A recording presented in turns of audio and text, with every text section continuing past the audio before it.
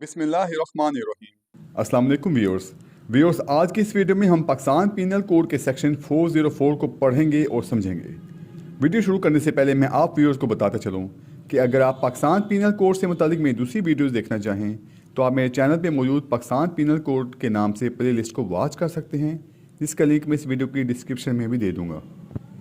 Section 404 says, whoever dishonestly misappropriates or converts to his own use property, knowing that such property was in the possession of a deceased person at the time of that person's decease.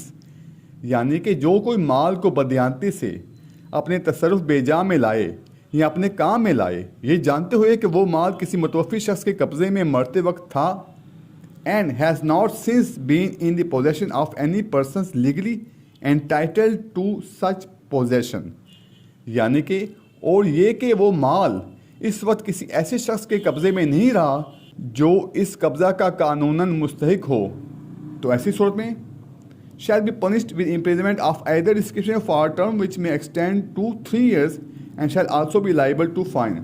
تو ایسی صورت میں ایسے شخص کو ایسی سزا دی جائے گی جو کہ سادہ قید بھی ہو سکتی ہے اور قید با مشقت بھی ہو سکتی ہے، جس کی میعاد جو ہے وہ 3 سال تک ہو سکتی ہے۔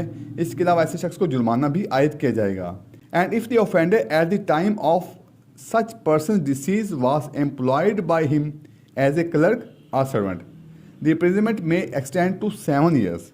اور اگر مجرم شخص متوفی کی جانب سے اس کی وفات کے وقت اس کا کلرک یا ملازم کے طور پر کام کرتا رہا تھا تو ایسی صورت میں قید کی جو سزا ہے وہ 7 سال تک ہو سکتی ہے۔ اس کی السٹریشن میں بیان کیا گیا ہے کہ زیڈ اور اے، جو زیڈ ہے وہ مالک ہے اور اے جو ہے وہ اس کا سرونٹ ہے۔ زیڈ جب وفات پاتا ہے تو اس کے قبضے میں فرنیچر بھی ہوتا ہے اور اس کے قبضے میں رقم بھی ہوتی ہے۔ جو اے ہے، جو اس کا ملازم ہے، وہ اس سے پہلے کہ اس کے وارثان میں وہ چیز تقسیم ہو جائے یا جو پرسن اس کا انٹائٹل ہے اس کے پاس چل جائے، وہ اس سے پہلے اس رقم کو، اس جو فرنیچر ہوتا ہے اس کو ڈس آنیسٹلی مس اپروپریٹ کرتا ہے، یعنی کہ اپنے تصرف بے جا میں لے آتا ہے۔ تو ایسی صورت میں جو ملازم ہے اے، اس کو اس سیکشن کے تحت سزا دی جائے گی۔ جرم ثابت کرنے کے لیے شہادت میں کیا ثابت کرنا ضروری ہے؟ نمبر 1، جو ایسی پراپرٹی تھی وہ موویبل تھی، یعنی کہ منقولہ جائیداد تھی۔ نمبر 2، جو ایسی پراپرٹی تھی وہ اس متوفی کے قبضہ میں تھی جس ٹائم اس کی وفات ہوئی، یعنی کہ وہ اس وقت کسی اور کے قبضے میں نہیں تھی بلکہ اس کے قبضے میں تھی۔ نمبر 3، جو ایسی پراپرٹی تھی وہ کسی ایسے شخص کے قبضہ میں نہیں تھی جو کہ قانوناً اس کا حقدار تھا، جیسے کہ اس کا بیٹا یا کوئی اور اس کا وارث ہو سکتا ہے۔ اگر اس کے قبضے میں تھی تو پھر اس سیکشن کا اطلاق نہیں ہوگا۔